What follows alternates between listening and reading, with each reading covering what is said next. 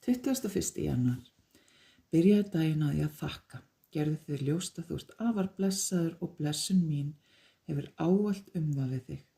Það skiptir engu hve vanþakklátur þú varst í gær. Það sem skiptir máli er viðhorf þitt núna. Skildu fortíðina eftir, eyddu ekki tíma í að einbeita þér að mistökum hennar.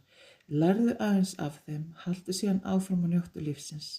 Þakkaðu stöðugt fyrir allt. Þegar þú ert þakklátur og metur allt það góða í lífinu, streymir kærleikurinn frjálst inn í þig og í gegnum þig.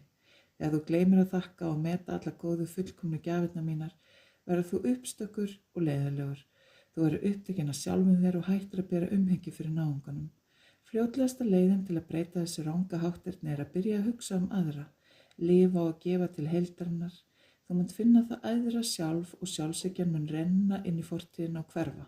Hvers vegna ekki að byrja núna?